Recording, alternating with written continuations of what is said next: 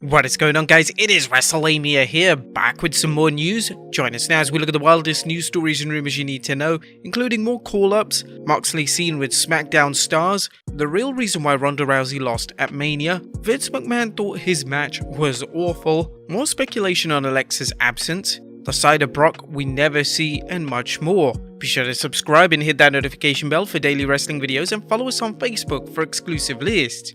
And now let's hit the intro and get straight into our first story.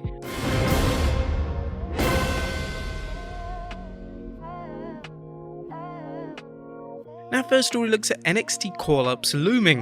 The WWE often sees NXT Call-Ups after WrestleMania, and it looks like this year will be no different, as the Wrestling Observer newsletter is reporting that a number of NXT 2.0 stars are on their way to the main roster. Meltzer began with the Imperium, pointing out the change to their theme music reflects what's next for the group.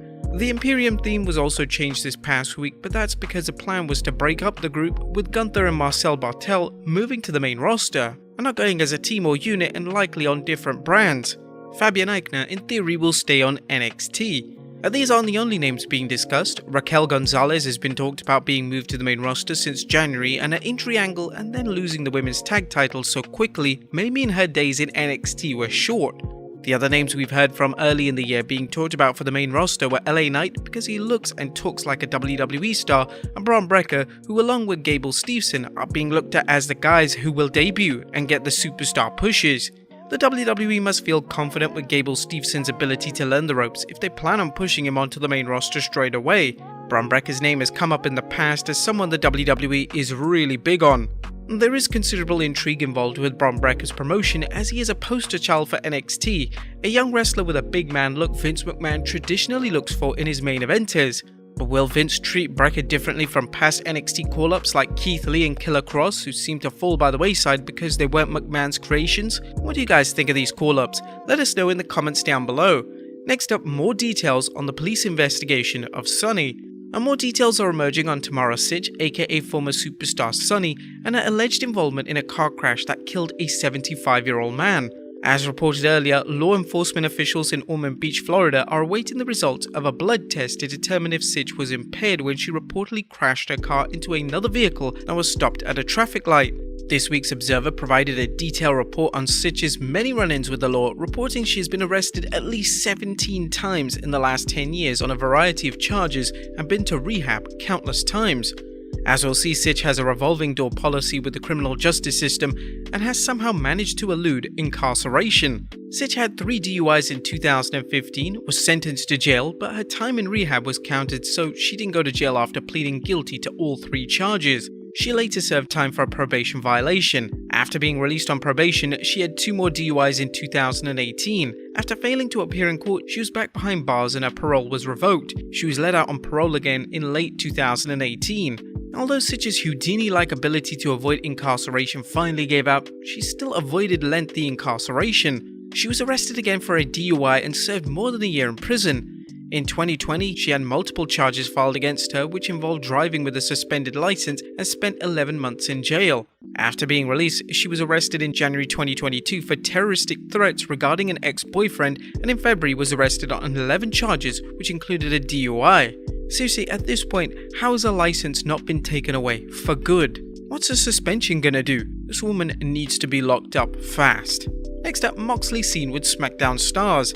Congratulations to WWE superstars Carmella and Corey Graves on tying the knot on 7th April. The happy couple shared a number of photos from their nuptials, including their many guests from the wrestling world. This guest list included AEW star Jon Moxley, as well as Mox's wife Renee Paquette. And we gotta commend Moxley on his attire for the wedding. Seriously, you've gotta give zero shits if you're gonna come up with a leather jacket, a Bangles t-shirt, and a fanny pack. He did later change. Next up, the real reason why Ronda Rousey lost at Mania. Ronda Rousey's loss to Smackdown Women's Champion at WrestleMania 38 shocked some fans, as the expectation was that Rousey would win the belt. However, according to Dave Meltzer, the WWE wants to extend the program between Rousey and Flair, and the promotion felt there was only one way to do this. The idea is for this to be a long-term program, and thus the belief was Flair had to win the first match, even if Flair got the better of Rousey as well in the angles leading up to it. And Meltzer has an interesting take on Rousey's WWE return and the fans' reaction. One thing that looks obvious is that Rousey is not going to be over and have the meaning she did when she first came. Now it remains to be seen whether Meltzer's musings pan out, but naturally the WWE can't have Rousey bury opponent after opponent, but the company can't afford to have her look weak either while she chases a title. Now, WWE's booking of its women's division does show some promise, as we feel that the WWE made the right move in putting the Raw Women's title on Bianca Belair after a long chase, and it didn't go with the obvious finish of Rousey beating Flair at Mania. Next up, Vince McMahon thought his match was awful. Vince McMahon's impromptu match against Pat McAfee at WrestleMania's second night is still being talked about, more to the point, just how awful it was. However, despite many stories of WWE officials pleading with Vince not to wrestle, the WWE Kingpin only listens to one person and chose to proceed with the match. The bout received 2 negative stars in this week's Observer, and fans are still talking about the embarrassing performance from Vince when he took Austin's stunner. However, according to Fightful Select, Vince's reaction was, as long as people were laughing and entertained, it's okay. Yeah, we gotta admit, one thing this match was entertaining, but we really hope McMahon doesn't ever wrestle again. Next up, Lacey Evans' return imminent. Now, more reports that Lacey Evans' WWE return will be happening soon, as Evans, who was in the midst of a strong push on Raw last year, with rumor having it that she was on track to defeating Asuka for the Raw Women's Championship, bowed out due to an unexpected pregnancy. Now, the Observer reports Lacey Evans, who has been out of action with the birth of her second child, is headed to television soon for new photos and animated graphics, which means her return is expected shortly.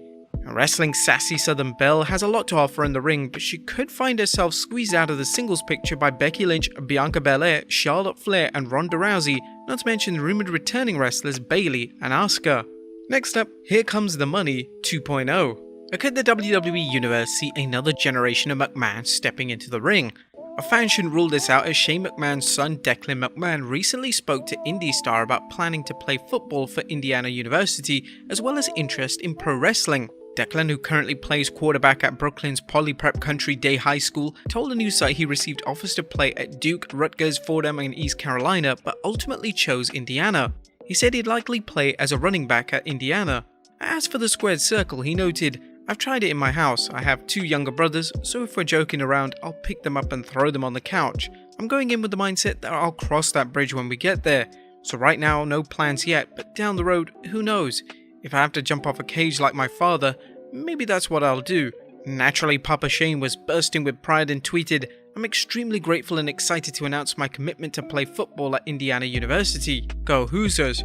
And congratulations on Declan on his latest achievement. Next up, more speculation on Alexa Bliss. More speculation on Alexa Bliss's absence from WWE television, as PW Insiders reporting Little Miss Bliss and Ryan Cabrera are preparing for their upcoming nuptials. This week's Observer furthered the narrative, reporting Bliss hasn't been on television of late, with the wedding upcoming, so no point in starting her back with no Mania match.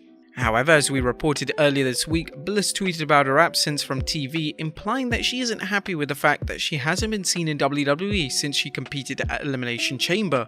Next up, the side of Brock we never see. Did Brock Lesnar get to scratch an item off his bucket list? Well, a video is surfacing from backstage at WrestleMania where the Beast tracked down actor Jefferson White from the TV series Yellowstone. Lesnar looks happy as a pig in slop as he interacted with the TV star, and while we're uncertain if this was a lifelong dream come true for Lesnar, we can't help but wonder whether he approached White about serving as a consultant on the series or even making a guest appearance. But the attitude that we all hear about Lesnar is certainly not true, as he meted and greeted a lot of wrestlers backstage, showing a lot of respect. And finally, Kelly Kelly returning to the ring. And last but not least, Kelly Kelly's appearance at the 2022 Women's Royal Rumble may not be her only appearance this year. The former Divas champion spoke with Samira about a potential return to the ring. You never know, never say never, like Taker said last night. The 35-year-old retired wrestler name-dropped Charlotte Flair, and while Flair seems busy fighting off the challenge of Ronda Rousey, she may find time to add Kelly to the list of legends that she's fought, such as Trish Stratus. And there you have it, folks, the wildest news stories and rumors you need to know. Be sure to leave your comments down below, and I'll see you next time with some more wrestling content.